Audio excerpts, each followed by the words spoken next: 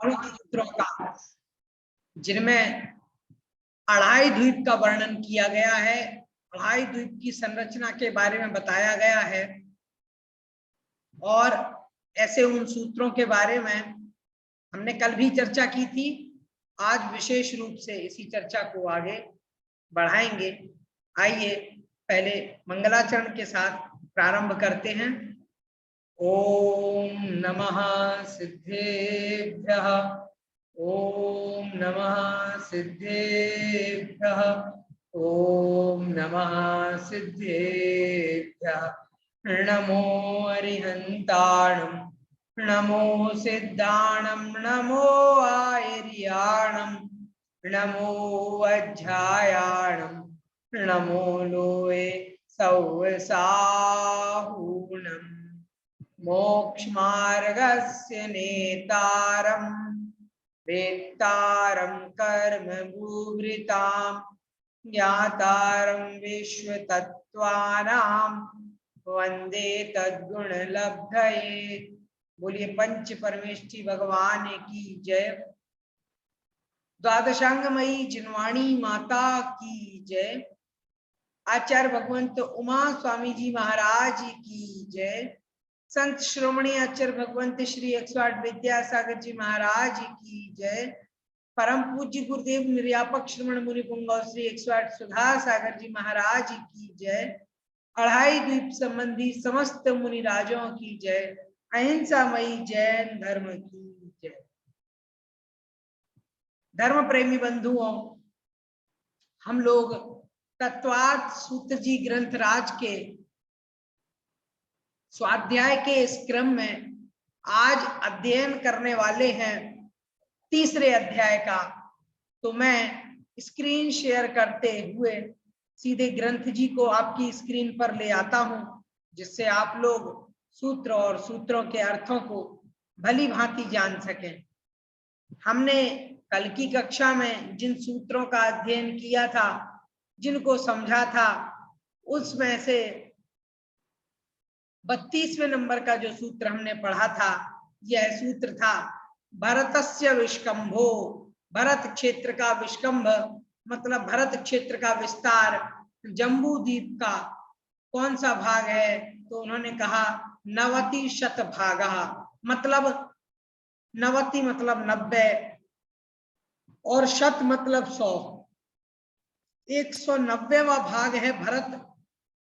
जो भरत क्षेत्र है वह जम्बू द्वीप का 190वां हिस्सा है। ये यहाँ पर हमें इस 32वें नंबर के सूत्र में बतलाया था। आप इसको जब एक बार जोड़ेंगे, जोड़ लगाएंगे, 1 लाख को अगर आप 190 से भाग देंगे तो आपको 526 और कुछ पॉइंट में उत्तर आ जाएगा। और फिर इसको अगर आप 6/19 करेंगे तो उत्तर बिल्कुल सही आएगा, कोई दिक्कत नहीं होगी। या आप ऐसे भी कर सकते हैं 526 सही 6/19 गुणे 190। अगर आप ऐसा करेंगे तो उत्तर आपका आएगा 1 लाख। तो ये भी करके आप देख सकते हैं, आपको बिल्कुल सही गणना प्राप्त होगी। मैं कर चुका हूं, लेकिन यहाँ पर आपको नहीं बता सकता हूं क्योंकि ऑनलाइन है और यहाँ पर गणित करके दिखाना उतना ठीक नहीं है। और फिर कैलकुलेटर जो है वो उस हिसाब से काम नहीं कर रहा है, इसलिए क्योंकि उसमें मैंने एक बार चेक किया तो उसमें कुछ पॉइंट में उत्तर आ रहा है, बटे में उत्तर नहीं आ रहा है, इसलिए वो दिखाने का प्रयोजन यहाँ पर नहीं है। नहीं तो आपको वो कैलकुलेटर के माध्यम से भी हम आपको दिखाते।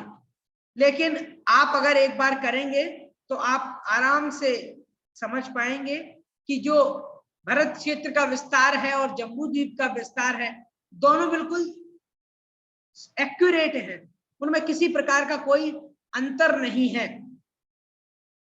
तो ये एक जैन दर्शन की, जैन ग्रंथों की और जैनाचार्यों की प्रमाणिकता का आधार है कि बिल्कुल सटीक गणित का उन्होंने उदाहरण सूत्र में दिया है। यहाँ पर किसी प्रकार की कोई मिस्टेक नहीं है।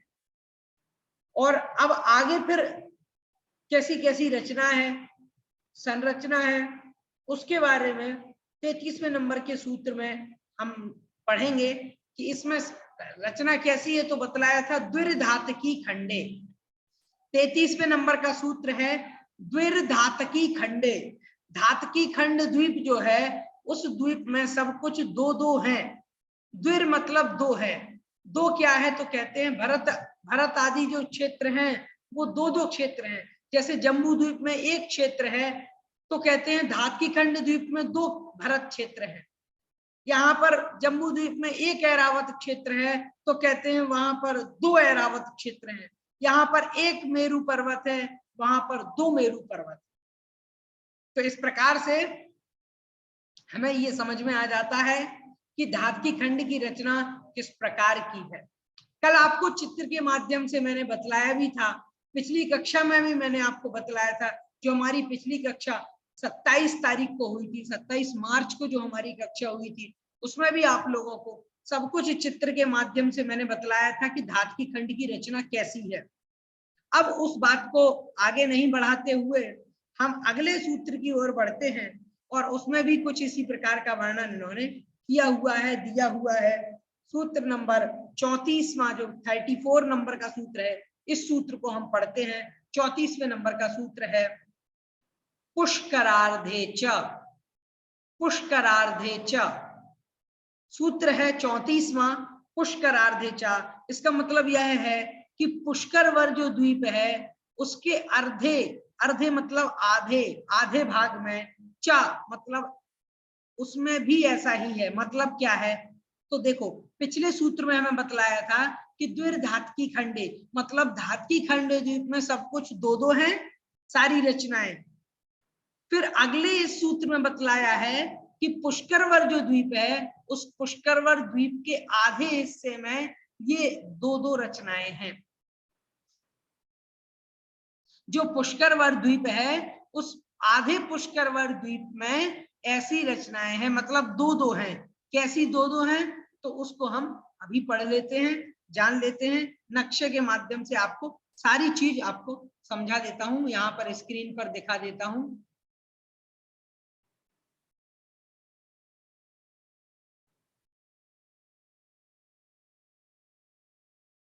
देखिएगा, सूत्र 34वां जो हम पढ़ रहे हैं, तो सबसे पहले तो इसमें बतलाया कि एक हमारे पास में एक तो है जम्बू द्वीप। तो ये हो गया हमारा जम्बू द्वीप। इस जम्बू द्वीप के बीचों बीच में एक सुमेरु पर्वत है और 6 कुलाचल पर्वत हैं और 7 क्षेत्र हैं। तो सारी गणना आप लोग जानते ही हैं, ज्यादा बताने का कोई औचित्य नहीं है यहाँ।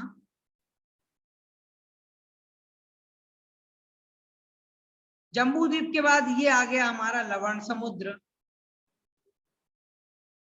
लवण समुद्र के बाद में फिर आता है धातकी खंड द्वीप।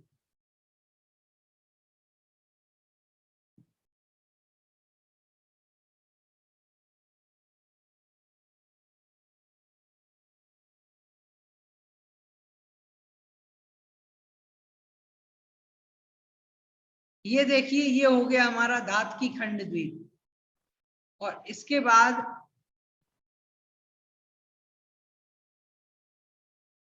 ये आ गया हमारा, क्षमा कीजिएगा एक सेकंड, धातकी खंड द्वीप के बाद फिर आता है कालोदधी नाम का समुद्र।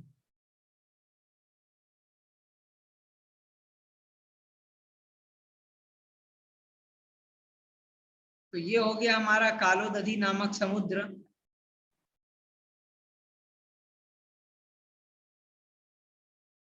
ये हमारा कालोदधी समुद्र है। और उसके बाद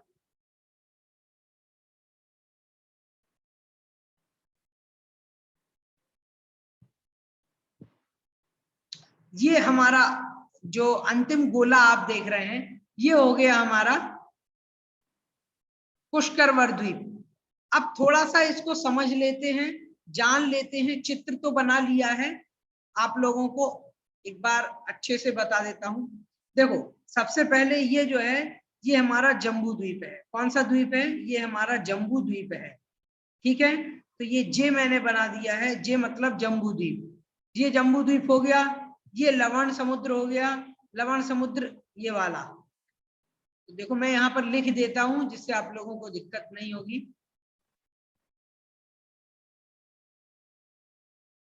देखिएगा, ये हमारा हो गया है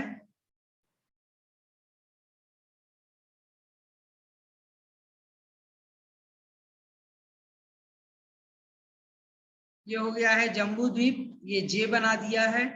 उसके बाद ये हो गया लवण समुद्र, इसका मैंने एल बना दिया है, दोनों तरफ लवण समुद्र है। उसके बाद ये धातकी खंड द्वीप है, ये धातकी खंड के लिए डी बना दिया है, डी। तो ये हो गया हमारा धातकी खंड द्वीप। लवण समुद्र के बाद आता है धातकी खंड द्वीप। उसके बाद में ये आ गया है कालोदधी नाम का समुद्र। कालोदधी के लिए हमने के बना दिया है, के।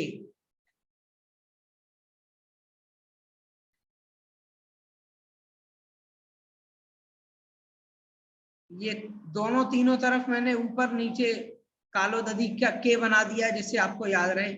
उसके बाद ये आता है हमारा पुष्करवर द्वीप। ये है हमारा पुष्करवर द्वीप जो सबसे बड़े गोले में है। ये पुष्करवर नामक द्वीप है। ये तो आपको इतनी बातें तो आराम से बिल्कुल समझ में आ गई होंगी। पुष्करवर द्वीप की संरचना कैसी है उसको थोड़ा सा समझना है, और वो ज्यादा ध्यान रखने योग्य बात है। देखो यहाँ पर जम्बू द्वीप के बाद धातकी खंड द्वीप में एक पर्वत जाता है बिल्कुल सीधा सीधा, जिसको हम इश्वाकार पर्वत कहते हैं। इश्वाकार मतलब होता है सीधा सीधा, जैसे तीर होता है, बाण होता है, धनुष वाला बाण, उसके जैसा बिल्कुल सीधा स्ट्रेट जो रहता है उसको कहते हैं इशु। तो इशु के आकार का सीधे सीधा है यह जो इश्वाकार पर्वत है, इसलिए इसको इश्वाकार कहते हैं। ये बाण के आकार वाला है। उसके बाद कालोदधी समुद्र है, और उसके बाद यहाँ पर ये जो पुष्करवर द्वीप है उसका आधा हिस्सा जो है, उस आधे हिस्से में यहाँ आप देखेंगे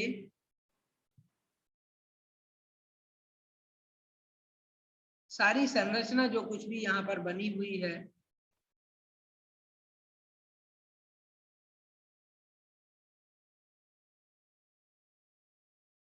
तो आप देख पा रहे होंगे कि ये जो सारी संरचना आप देख रहे हैं इसमें ये दो भागों में विभाजित कर देता है पुष्करवर द्वीप को। एक तो हो जाता है पूर्वी और दूसरा होता है पश्चिमी। तो पूर्व वाला पुष्करवर द्वीप और दूसरा हो गया पश्चिमी पुष्करवर द्वीप। इसमें भी एक मानुषोत्तर नाम का पर्वत निकलता है, और मानुषोत्तर नामक जो पर्वत है वो इसको दो भागों में डिवाइड कर देता है। मतलब ये कि ये जो मानुषोत्तर नामक पर्वत है, मानुषोत्तर पर्वत क्या करता है, इस पुष्करवर द्वीप को आधा आधा बांट देता है। देखो मैं यहाँ पर लाइन बना रहा हूं,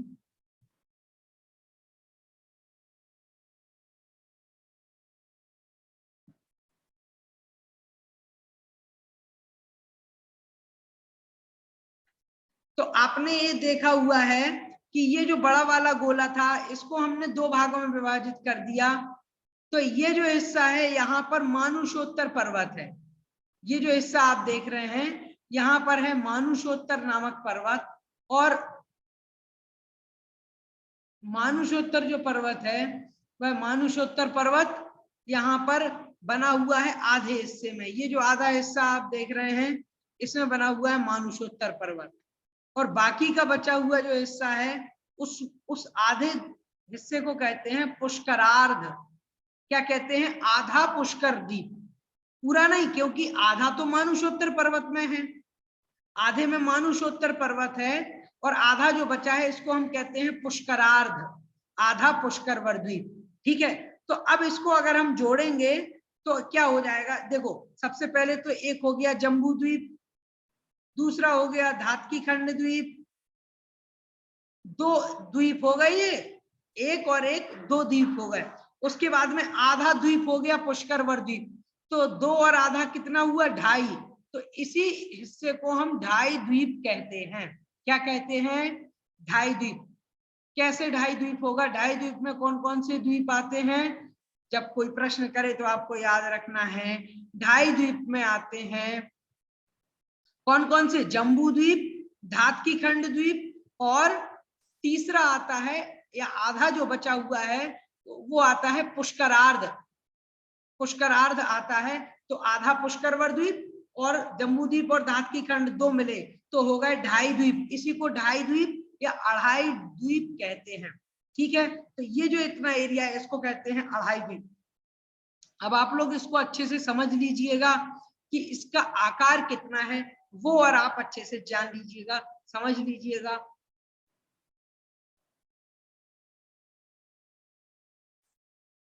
देखिएगा, ये जो जम्बू द्वीप आप देख रहे हैं, ये जम्बू द्वीप कितना है? ये जम्बू द्वीप 1 लाख योजन विस्तार वाला है। यहां से यहां तक ये 1 लाख योजन वाला है। अच्छा, अब ये जो लवण समुद्र है ये कितना है? ये 2 लाख योजन विस्तार वाला है। यहाँ 2 लाख और यहाँ 2 लाख। ठीक है, तो 2 और 2 कितने हो गए? 4 हो गए। ठीक है, उसके बाद में धातकी खंड द्वीप है, ये इससे दुगना है, तो ये इस दिशा में 4 लाख योजन विस्तार वाला है, और इस तरफ भी 4 लाख योजन विस्तार वाला है। ठीक है, उसके बाद में फिर आता है कालोदधी समुद्र। तो कालोदधी समुद्र जो है वो कितने योजन विस्तार वाला है? ये यहाँ 8 योजन विस्तार वाला है, और इस दिशा में भी 8 योजन विस्तार वाला है। देखो, ये हो गए। उसके बाद में फिर आता है पुष्करवर द्वीप, जो कि इससे दुगना बड़ा है। ये कितना है? ये है 16 लाख योजन विस्तार इस तरफ है, और 16 लाख योजन विस्तार इस तरफ है। लेकिन यहां इस पुष्करवर द्वीप में भी आधा तो चला गया आपका मानुषोत्तर पर्वत में। तो आधा मानुषोत्तर पर्वत में चले जाने के बाद में अब जितना बचा हुआ है, तो कितना बचेगा? बचेगा 8। क्या बचा? बचा है हमारे पास 8 लाख योजन। तो ये जो 8 के 2 हिस्से हमने बांटे हैं, तो अब इसको हम जोड़ लेते हैं। देखो, मानुषोत्तर पर्वत को जोड़ना नहीं है।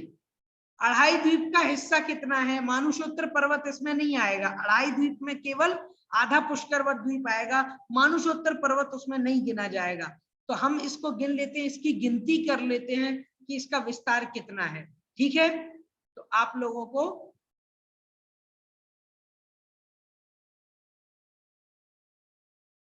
देखो, यहाँ ये जो मानुषोत्तर पर्वत के पहले पहले तक आधा पुष्करवर द्वीप है, ये हो गया हमारा 8 लाख योजन का, और इस तरफ भी हो गया 8 लाख योजन का। ठीक है, तो अब ये 8 लाख योजन का है।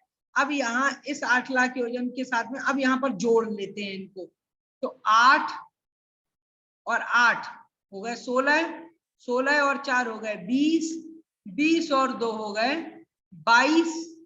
ठीक है, इस तरफ का ये 22 हो गया, 22 में एक जोड़ा तो हो गया 23, 23 और 2 जोड़े तो हो गए 25, 25 और 4 जोड़े हो गए 29, और 29 और 8 जोड़े, 29 में हम 8 जोड़ेंगे तो हो जाएंगे 37, 37, और 37 में 8 जोड़ेंगे तो कुल मिलाकर के हो जाएंगे 45।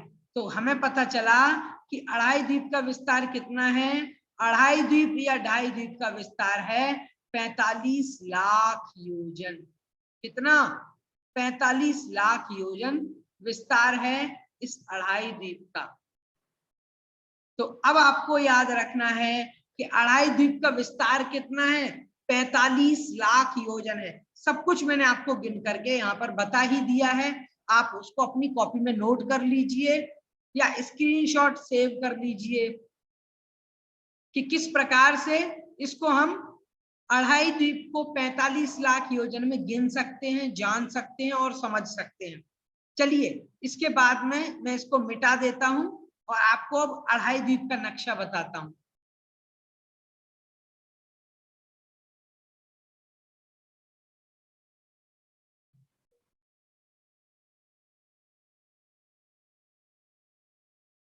देखिएगा अड़ाई द्वीप का नक्शा हमारा बन चुका है। इसी नक्शे को हमने अड़ाई द्वीप का नक्शा मान लिया है।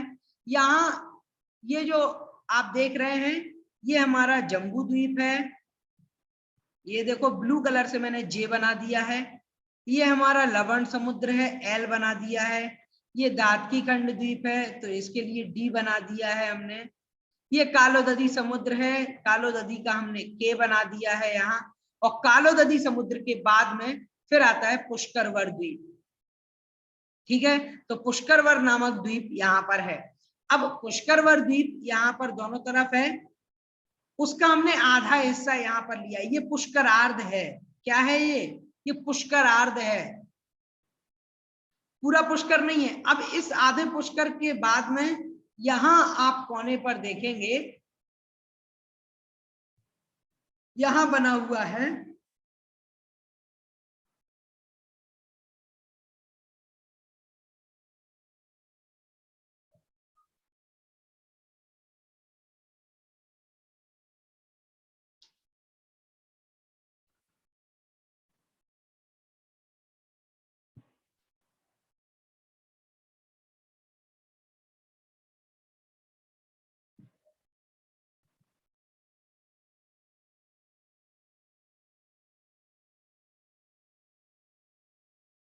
ये मैंने एक आकृति बनाई है लेकिन वो स्पेस कम होने की वजह से ढंग से नहीं बन पाई है।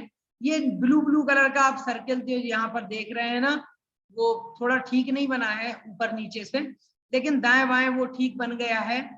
तो ये जो है ये हमारा ये मानुषोत्तर पर्वत आप समझ सकते हैं कि चारों तरफ मानुषोत्तर पर्वत है, आधे पुष्करवर द्वीप में और आधे पुष्करवर द्वीप में यहाँ बना हुआ है हमारा सारी आकृति बनी हुई है। क्या क्या आकृतियां हैं वो आपको अभी देख लेना है।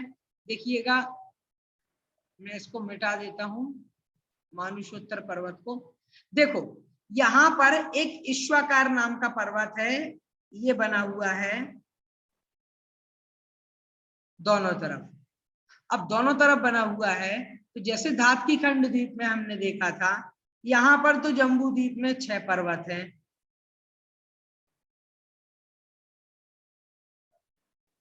लेकिन यही 6 पर्वत जब आगे इसमें हम पहुंचते हैं दादकी खंड द्वीप में, तो ये जो 6 पर्वत हैं ये 6 पर्वत 6 नहीं होकर के 12 हो जाते हैं। देखो ये 6 होंगे इस तरफ,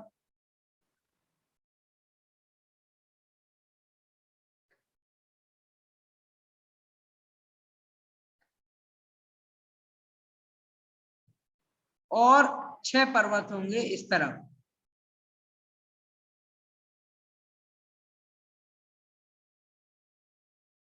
तो आप देख सकते हैं कि यहाँ पर ये 6 पर्वत बने हुए हैं दादकी खंड द्वीप में।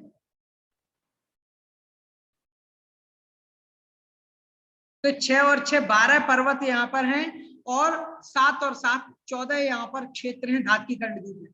ऐसे ही वो कहते हैं ये पुष्करवर द्वीप है, आधे पुष्करवर द्वीप में भी यहाँ पर वैसी ही संरचना, मतलब डबल डबल है, 2-2 है, 4-4 नहीं है, 2-2 है, क्योंकि इन्होंने पुष्करार्धे चा कहा है। चा का मतलब है कि यहाँ पर और भी है, मतलब कि जैसे दादकी खंड द्वीप में है वैसी ही रचना यहाँ पर आधे पुष्करवर द्वीप में है। तो देखो इसको भी समझ लेते हैं। जैसे ये एक भरत क्षेत्र हो गया, यहाँ पर ये हेमवत क्षेत्र हो गया, ये हरि क्षेत्र हो गया, उसके बाद में ये हमारा विदेह क्षेत्र हो गया, ये हमारा रम्य क्षेत्र हो गया, ये हमारा हैरण्यवत और ये ऐरावत क्षेत्र हो गया। इस प्रकार से यहाँ पर सारे क्षेत्रों का विभाजन हो चुका है।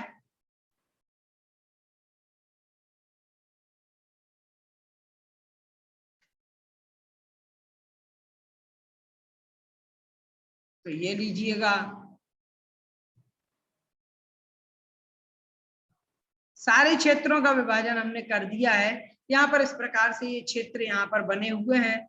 ये बिल्कुल ज्यों की त्यों संरचना यहाँ पर बनी हुई है।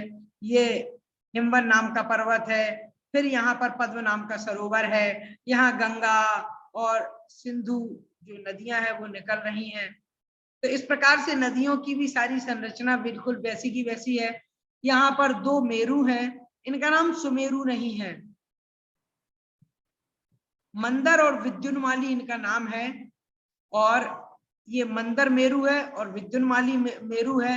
ये दो मेरु यहाँ पर इस पुष्कर आधे पुष्कर द्वीप में, मतलब पुष्कर अर्ध में है। अच्छा, धातकी खंड द्वीप में भी दो मेरु हैं जिनका नाम है विजय और अचल। विजय और अचल नाम के दो मेरु यहाँ पर धातकी खंड द्वीप में हैं।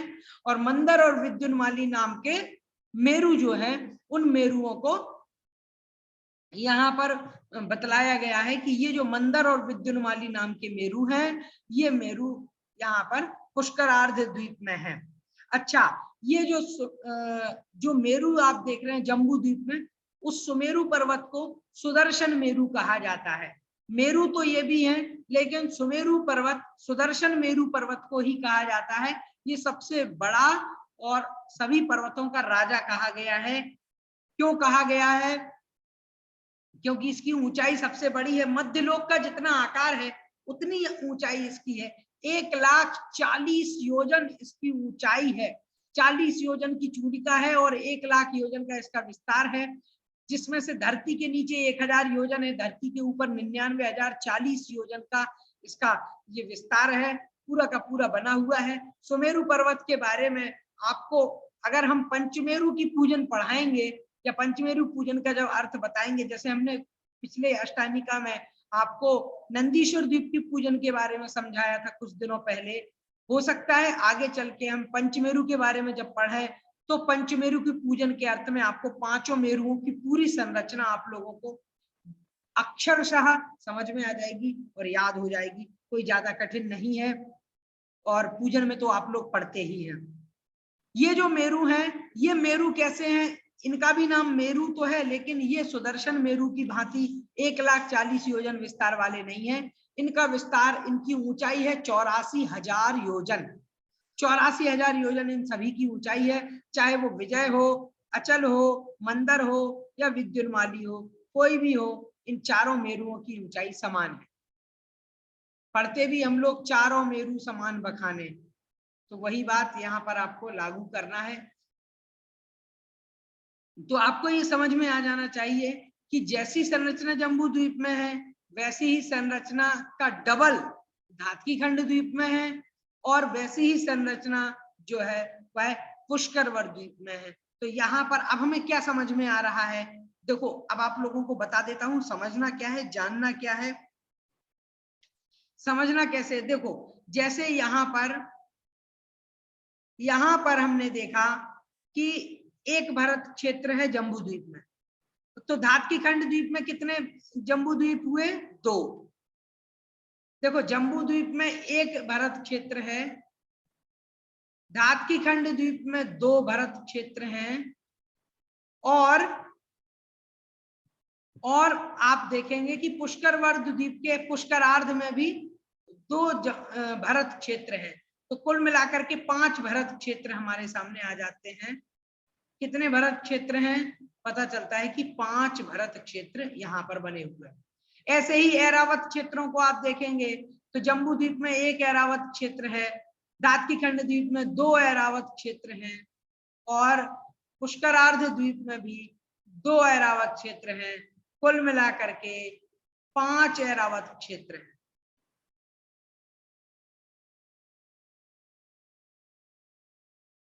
हम लोग किस द्वीप में रहते हैं? हम लोग रहते हैं भरत क्षेत्र के, जम्बू द्वीप के भरत क्षेत्र के आर्यखंड में हम लोग रहते हैं। यहाँ पर कोई आपसे पूछता है, आपके मन में ऐसा प्रश्न आ रहा होगा, तो उसका उत्तर आपको याद रखना है कि हम लोग रहते हैं जम्बू द्वीप के भरत क्षेत्र के आर्यखंड में।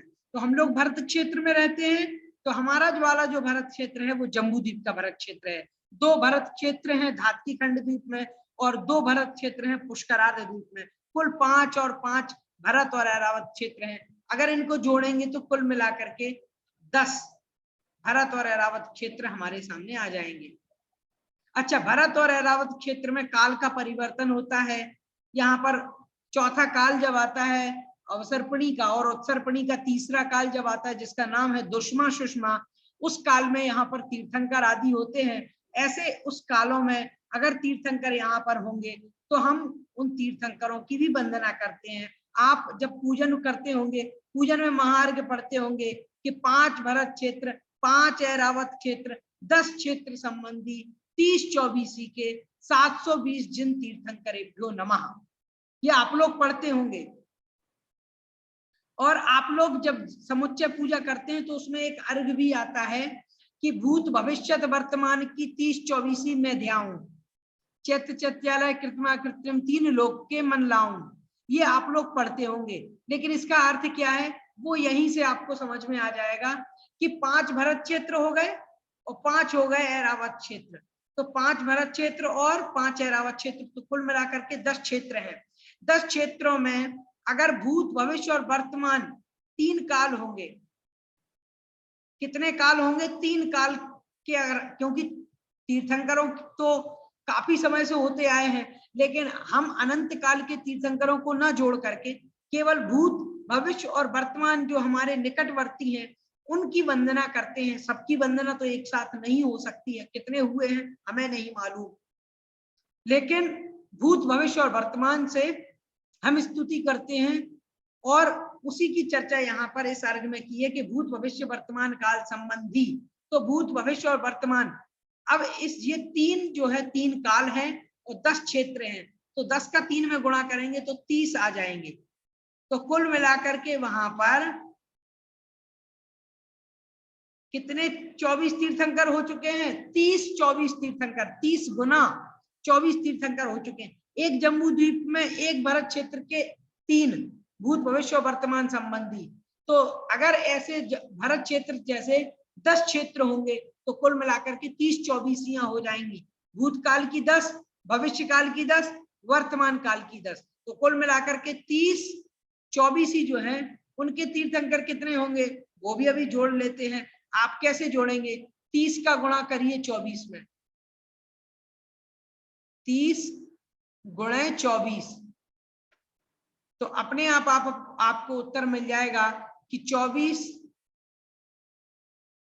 का 3 गुना होता है 72।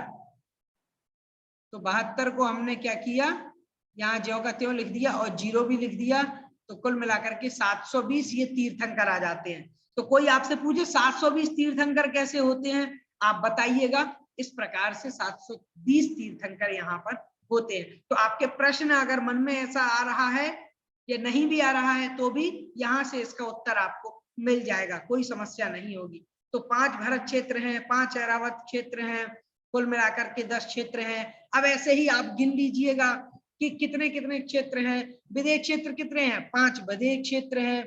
ऐसे ही हिरण्यवत क्षेत्र 5 हैं, हेमवत क्षेत्र भी 5 हैं, रम्य क्षेत्र भी 5 हैं, हिरण्यवत क्षेत्र भी 5 हैं। इस प्रकार से सारे क्षेत्र 5-5 हमारे सामने आ जाते हैं। तो इनको आप जानिएगा और समझिएगा। आज इतना ही हम रखते हैं, समय हमारा हो चुका है। कल की कक्षा में हम अगले सूत्रों को और अच्छे से जानेंगे, समझेंगे, उनके बारे में पढ़ेंगे। आज इस कक्षा में इतना ही। आइए जिनवाणी स्तुति करते हैं। बोधि समाधि परिणाम शुद्धि स्वात्मोपलब्धि शिव सौख्य सिद्धि चिंतामणिं चिंतित वस्तु दाने त्वां वन्द्यमानस्य ममास्तु देवी। नौबार नमोकार मंत्र।